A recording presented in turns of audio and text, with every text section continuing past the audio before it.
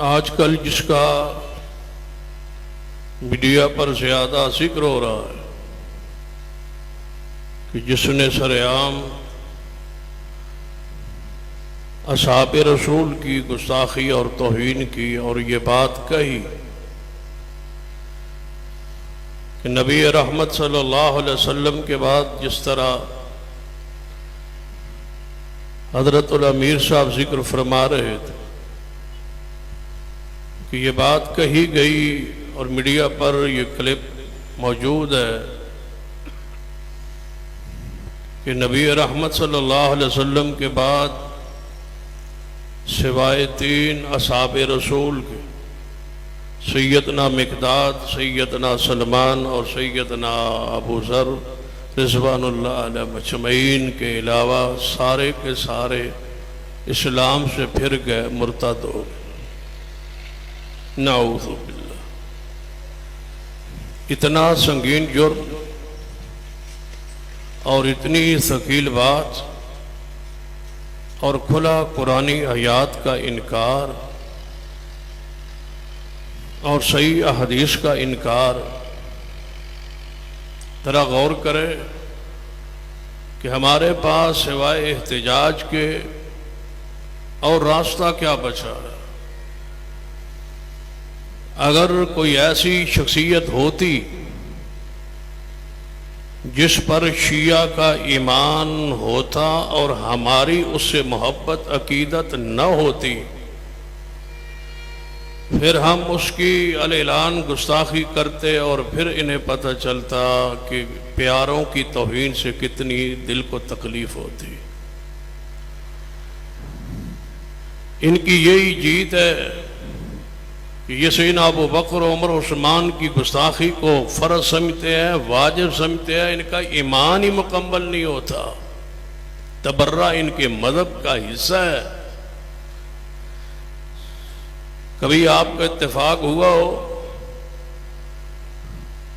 تو ذرا نہیں ہوا تو کبھی موقع دیکھنا ایسا بنے تو جب یہ نماز پڑھتے ہیں، نماز پڑھنے کے بعد یہ قبلہ کی طرف منہ کر کے انگلی کا اشارہ کر کے کچھ پڑھتے، کچھ پڑھنے کے بعد اس کو یہ کہتے ہیں یہ پہلی زیارت ہے، زیارت پڑھتے، پھر تھوڑا سا اور دائیں طرف مڑ کے پھر دوسری زیارت پڑھتے، پھر اس سے کچھ ہٹ کے اور تیسری زیارت پڑھتے ہیں۔ ان تینوں زیارتوں میں سیدنا ابو بکر، عمر، عثمان، امی عائشہ، سیدہ حفصہ، سیدہ ام حبیبہ، سیدہ ہندہ، سیدنا ابو سفیان، سیدنا امیر معاویہ رضوان اللہ علیہ مجمعین پر لعنت بھیجتے ہیں۔ جب تک یہ نہ بھیج لے اس وقت تک ان کی نماز نہیں ہوتی۔ عبادت جس طرح نماز کے بعد اذکار ہیں ہمارے، ان کی نماز کے بعد یہ زیارت ہے۔ جب ان کا مذہب بڑے سے بڑا ہو، ظاہری طور پہ آپ کو کہے تقیہ کے طور پر کہ میں ابو بکر کو، عمر کو، عثمان کو مانتا ہوں، جو مرضی کہتا رہے، ان کی نماز کے بعد زیارت نہ پڑھے، لعنت نعوذ باللہ نہ بھیجے، تو ان کی نماز اور دعا اور ان کے اذکار مکمل ہی نہیں ہوتے۔ کیا پیش کیا جائے قرآن پاک کی آیات کو اصحاب رسول کے ایمان پر، شان پر، جب تک یہ نہ ثابت ہو کہ یہ ہے وہی قرآن ہے جو آسمان پہ سے نازل ہوا محمد مصطفیٰ صلی اللہ علیہ وسلم کے سینے پر۔ الشیعہ والقرآن، آپ نے حضرت علامہ شہید کی کتاب کو نہیں پڑھا؟ قرآن پاک سے آپ ہزاروں آیات پیش کر دے، نہیں مانتے، اس لیے کہ ان آیات میں تو تغیر تبدل ہے، نعوذ باللہ، تعریف ہے، تبدیل ہو چکا ہے یہ قرآن، نعوذ باللہ۔ اصل قرآن تو ایران کے غار میں ہے جو سیدنا امام مہدی لے کے وہاں موجود ہیں، جب باہر آئیں گے تو قرآن لائیں گے، نعوذ باللہ۔ بخاری و مسلم حدیث پیش کریں ہم ابو بکر و عمر عثمان کے ایمان پر، یہ کیا جانے بخاری کیا ہے، مسلم کیا، ابو داؤد کو، یہ تو سرے سے سیاستہ کے انکاری ہیں، یہ ان کو مانتے ہی نہیں۔ تو ان کا ایک ہی راستہ ہے کہ قانون ایسا ملک میں ہو جس کے لیے تگ و دو اور کوشش ہم پر واجب ہے، حضرت الامیر صاحب موجود ہے، قیادت سیادت موجود ہے، ہمارے ذمہ یہ کوشش ہونی چاہیے کہ ایک ہی راستہ ہے کہ صحابہ کی عزت عظمت کا ناموس کا قانون بن جائے اور ہر بندہ گرفت میں آئے، قانون کی گرفت میں آئے۔ اس کے علاوہ امن کا کوئی دوسرا راستہ ہمارے پاس ہے ہی نہیں۔ ہم تو سیدنا ابو بکر عمر عثمان سے محبت کرتے ہیں، سیدنا علی سے محبت کرتے ہیں، ائمہ کرام سے محبت کرتے ہیں، جن کو یہ 12 امام مانتے ہیں ہم ان کا ادب و احترام کرتے ہیں، وہ ہمارے ائمہ ہے، اہل سنہ کے امام ہے، علماء امت ہے، ائمہ کرام ہے، ان کا انکار تو ہم کر نہیں سکتے۔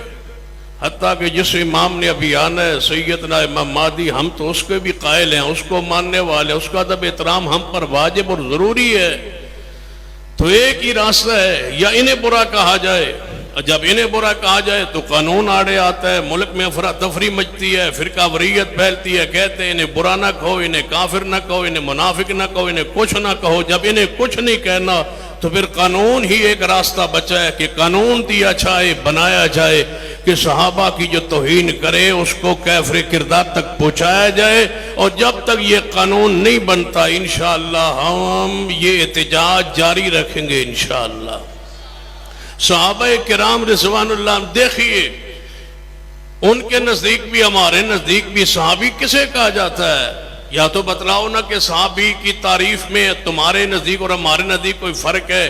تم بھی کہتے ہو صحابی وہ ہوتا ہے جس نے ایمان کی حالت میں رسول اللہ سے ملاقات کی ہو، ہم بھی کہتے ہیں صحابی رسول وہی ہے جس نے ایمان کی حالت میں رسول اللہ سے ملاقات کی ہو، دل سے ایمان لایا ہو۔ تم بھی کہتے ہو وہ ایمان کی حالت میں فوت ہوا ہو، ہم بھی یہ کہتے ہیں کہ وہ ایمان کی حالت میں فوت ہوا ہے ہو تو تب صحابی ہے۔ جب صحابیت کی تعریف پر اتفاق ہے تو پھر میں پوچھتا ہوں، صحابیت سب سے پہلے جس کو رب نے صحابی کہا ہے، تم اس کے صحابی ہونے کا انکار کیسے کر سکتے ہو؟ صدیق کو کیا قرآن نے صحابی نہیں کہا؟ یا کوئی ایسی کتاب لائی جائے، کوئی ایسا حوالہ پیش کیا جائے کہ اس آیت سے مراد سیدنا ابو بکر صدیق نہیں ہے؟ ہماری اگر کتاب تمہارے نزدیک قابل اعتماد نہیں ہے تو اپنی کوئی کتاب پیش کرے نا جس میں یہ لکھا ہو کہ یہ آیت صدیق کے بارے میں نہیں ہے۔ جب بالاتفاق یہ آیت مبارکہ سے مراد صدیق ہی ہے، کون سی آیت؟ اِلَّا تَنْصُرُوا فَقَدْ نَصَرَهُ اللَّهُ اِلَّا تَنْصُرُوا فَقَدْ نَصَرَهُ اللَّهُ اِذْ أَخْرَجَهُ الَّذِينَ كَفَرُوا ثَانِيَ اثْنَيْنِ اِذْ هُمَا فِي الْغَارِ اِذْ يَقُولُ لِصَاحِبِهِ لَا تَحْزَنْ إِنَّ اللَّهَ مَعَنَا۔ اگر قرآن پر تمہارا ایمان ہے اور کہتے ہو کہ ہم اس کو مانتے ہیں، اس قرآن پاک کو، جبکہ میرے معلومات کے مطابق پورے ملک میں تمہارا کوئی شعبہ حفظ و قرات موجود نہیں ہے، آل و سنہ کے مدارس میں حفظ کی کلاسیں اور قرات کی کلاسیں موجود ہے، حتیٰ کہ آپ حیران ہو گئے۔ پہلے بھی ایک مرتبہ کسی تقریر میں نے یہ بات بتائی ہے کہ سرگودا کے اندر سب سے بڑی جو امام برگاہ ہے اس کے اندر ناظر قرآن پڑھانے کے لیے سنی قاری کا انتظام کیا گیا ہے۔ ان کے پاس ناظر قرآن پڑھانے کے لیے پورے ضلع میں ایک بندہ نہیں ہے۔ سب سے بڑی امام برگاہ میں ذمہ داری سے کہہ رہا ہوں، قرآن پاک یہ حفظ کیوں نہیں کرتے؟ اس لیے تو تراویح کا انکار کیا ہے کہ اگر تراویح پڑھیں گے، ماہ رمضان میں تراویح آئے گی تو لوگ کہیں گے حافظ قرآن لاؤ، تو ہمارے اندر تو حافظ قرآن ہے نہیں، کیا کریں گے؟ سرے سے تراویح کا انکار کیا، حالانکہ صحیح حدیث موجود ہے، من قام رمضان ایمانا واحتسابا غفر له ما تقدم من ذنبه، من قام لیلۃ القدر غفر له ما تقدم من ذنبه۔ رسول اللہ کا فرمان ہے لیلۃ القدر کو قیام کرے یا ماہ رمضان کا قیام کرے، تراویح پڑھے۔ ائمہ محدثین نے تراویح کے ابواب باندھے ہیں، اور صحیح البخاری میں، مسلم میں، دیگر کتب حدیث میں تراویح کا تذکرہ موجود ہے۔ قرآن پاک میں وَمِنَ اللَّيْلِ فَتَهَجَّدْ بِهِ نَافِلَةً لَكَ قرآن کے الفاظ ہے، قُمِ اللَّيْلَ إِلَّا قَلِيلًا قرآن کے الفاظ ہے۔ ان کے نزدیک تراویح سرے سے ہے ہی نہیں۔ یہ کہتے ہیں یہ سیدنا عمر نے شروع کی، دوسرے کہتے ہیں شروع نہیں کی، 12 کی تعداد بڑھائی ہے۔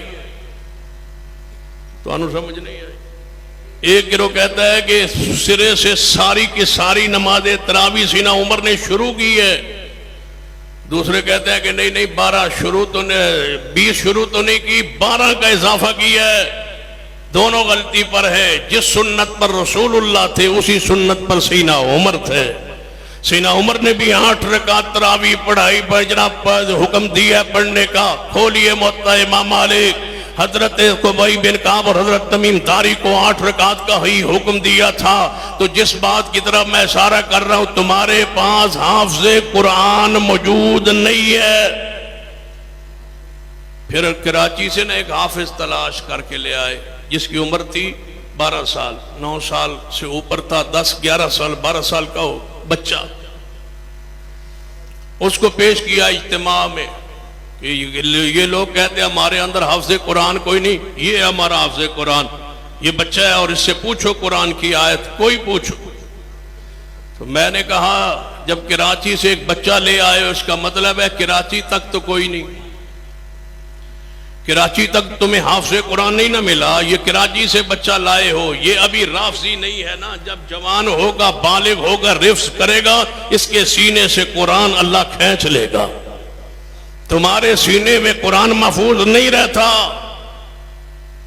یہ اللہ کی گرفت ہے، پکڑ ہے، سزا ہے۔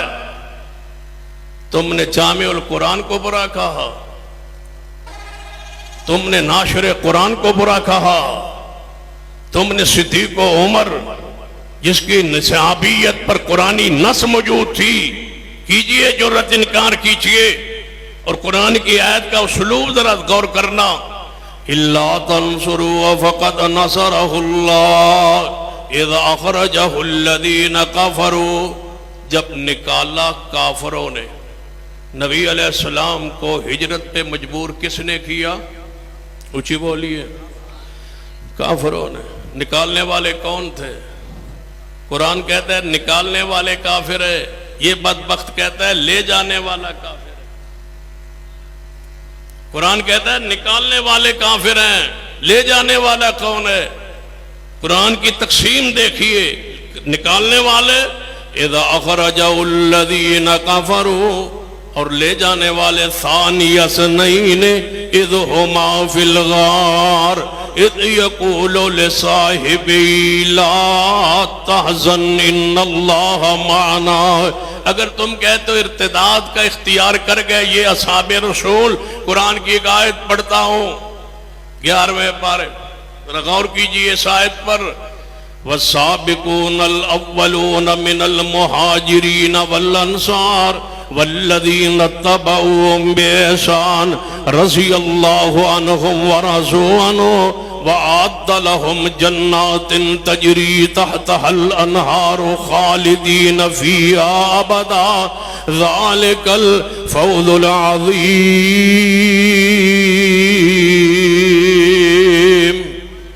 قرآن نے کہا سارے مہاجرین، سارے انصار، فردن فردن ایک شخص کا ذکر نہیں کیا، پورے طبقے کا ذکر ہے۔ سارے مہاجرین، سارے انصار، لے آئیے کوئی قرآن کی آیت مبارکہ یا حدیث رسول جس میں ابو بکر عمر عثمان کا استثناء ہو۔ لائیے کوئی ایسی کتاب جس میں صدیق و عمر اور عثمان کو مہاجر تسلیم نہ کیا گیا ہو۔ جب تینوں مہاجرین ہیں اور تینوں السابقون الاولون میں ہے، سارے مہاجرین والانصار، سارے انصار، والذین اتبعوهم بإحسان، ان کے بعد آنے والے اصحاب رسول، فتح مکہ کے بعد آنے والے اصحاب رسول، ان کی پیروی کرنے والے اصحاب رسول، ان کے بعد آنے والے اصحاب رسول تابعین اعظام۔ یا اللہ کیا بشارت ہے! فرما رضی اللہ عنہم، اللہ ان سے راضی ہے۔ میں سوال کرتا ہوں شہنشاہ نقوی سے جس کا نام ہی شرکیہ اور کفریہ ہے، پوچھتا ہوں اس سے کہ رضی اللہ عنہم ورضوا عنہ، سارے مہاجرین پر اللہ کی رضا کی خبر ہے، میں جس پر راضی ہوں ہو سکتا ہے اس میری رضا اوپر سے ہو، آپ جس سے راضی ہو سکتا ہے زیر پر رضا ہو، یہ بھی ہو سکتا ہے آج صلح ہو، راضی نامہ ہو، کل ناراضگی ہو، لیکن جس پر رب راضی ہو جائے، رب ظاہر دیکھ کے راضی نہیں، رب تو اندر دیکھ کے راضی ہوتا ہے، اس کی حالت کیفیت کو رب جانتا ہے، جو اس نے کل کرنا ہے رب اس کو جانتا ہے۔ اگر اصحاب ثلاثہ ابو بکر عمر عثمان نے نعوذ باللہ مرتد ہو جانا تھا تو رب نے رضا کا اعلان کیوں کیا؟ استثناء کیوں نہیں ہوا؟ ابو بکر عمر عثمان کو باہر کیوں نہیں نکالا گیا؟ جب رب نے سب پر رضا کی، رب قرآن میں آیت نازل کی، تمہیں کس نے اختیار دیا ہے کہ تم ان پر ناراض ہو جن پر رب راضی ہے؟ اگلی بشارت وَعَدَّ لَهُمْ جَنَّاتٍ تَجْرِي تَحْتَهَا الْأَنْهَارُ، رب کہتا ہے جنت ان کے لیے تیار کی ہے اللہ نے۔ مرتدوں کے لیے جنت تیار ہوتی ہے، نعوذ باللہ۔ رب کہتا ہے سارے مہاجرین کے لیے جنت، سارے انصار کے لیے جنت تیار ہو چکی ہے۔ میں پوچھتا ہوں جن کے لیے جنت کی بشارت رب کی طرف سے آ جائے، ان کے ایمان پر موت کی اس سے جناب دلیل بڑی کیا ہوگی؟ رب کہتا ہے جنتی ہے۔ پیغمبر کی حدیث جوڑیے، فرما ابو بکر قیامت والے دن جنت کے ہر دروازے سے آواز آئے گی کہ صدیق اس دروازے سے گزرے۔ فرمایا عمر جی یا رسول اللہ، فرما تیرا محل تو میں نے جنت میں دیکھ لیا ہے، تم کہتے ہو پھر گئے تھے، رسول اللہ محل دیکھ کے آئے۔ رب کے علم میں تھا کہ عمر کے محل کا جنتی ہونے کا انکار ہوگا، رسول اللہ کو دکھا دیا، محبوب دیکھ لے عمر کا جنت میں محل بن چکا ہے، خالدین فیہا ابدا۔ اس سے بڑی مہاجرین و انصار کے ایمان پر موت کی دلیل کیا ہو سکتی ہے؟ اگر اس طرح سمجھ نہیں آئی تو سیدنا جعفر کی شہادت کے بعد جب اسماء بنت امیس بیوہ ہو گئی تھی تو سیدنا علی نے اپنی ولایت میں اس کا نکاح سیدنا صدیق سے کیوں کیا تھا؟ وہ تو پھر گئے تھے، جرت ہے تو انکار کیجئے۔ اگر سیدنا عمر نعوذ باللہ پھر گئے تھے تو اپنی کتابیں کھولے، کیا سیدنا عمر نے کو سیدنا علی نے اپنی بیٹی اور رسول اللہ کی نواسی سیدہ ام کلثوم بنت فاطمہ کا نکاح نہیں دیا؟ یہ تو وہی ہے جس کا تم نے کہا کہ وہ جنیہ کی شکل میں ام کلثوم گئی تھی، جنیہ ام کلثوم کی صورت میں گئی تھی، سیدہ ام کلثوم نہیں گئی۔ پھر تم نے کہا ہم سے یہ عورت نعوذ باللہ چھین لی گئی، تمہیں رسول اللہ کی نواسی کا حیا بھی نہیں آیا۔ اگر سیدنا عثمان نے پھر جانا تھا، رسول اللہ نے اپنا داماد کیوں بنایا؟ اگر سیدہ عائشہ نے پھر جانا تھا تو رسول اللہ نے اپنی بیوی اور جنت کے اندر مصطفیٰ کی بیویوں کی سیدہ عائشہ قرآنی نص ہے، والدار الاخرہ قرآن میں نص موجود ہے کہ سیدہ عائشہ پیغمبر کی ساری بیویاں جنت میں محمد مصطفیٰ کے ساتھ ہوں گی۔ کوئی ایک آیت تخییر لاؤ، لے آؤ سورۃ العذاب میں آیت تخییر جس میں آپ کو اجازت دی گئی تھی، اختیار دیا گیا تھا کہ اپنی بیویوں کو طلاق دے دے، دنیا کا مال دے دے، اگر یہ نہ لے تو پھر جنت کی بشارت دے دے۔ مجھے ایک روایت لا کے دکھاؤ کہ پیغمبر کی کسی بیوی نے دنیا کا مال لے کے طلاق لی ہو؟ نہیں، سب نے پیغمبر کو رکھ لیا تھا۔ یا نساء نبی لستن کاحد من النساء کی بشارت آ گئی تھی، اور والدار الاخرہ کی خبر آ گئی تھی۔ میرا اور میری جماعت کا عقیدہ ہے کہ پیغمبر کی ساری بیویاں جنت میں مصطفیٰ کے ساتھ ہوں گی۔ کیا اس سے بڑی دلیل ہو سکتی ہے ان کے ایمان پر موت کی؟ ہم سارے صحابہ کو مغفور و مرحوم مانتے ہیں، اور انشاءاللہ ہمیں ان کی محبت جنت میں لے جائے گی۔ علماء اور کے قائدین موجود ہے، زیادہ دیر گفتگو مناسب نہیں۔ اقول قولی ھذا واستغفر اللہ لی ولکم۔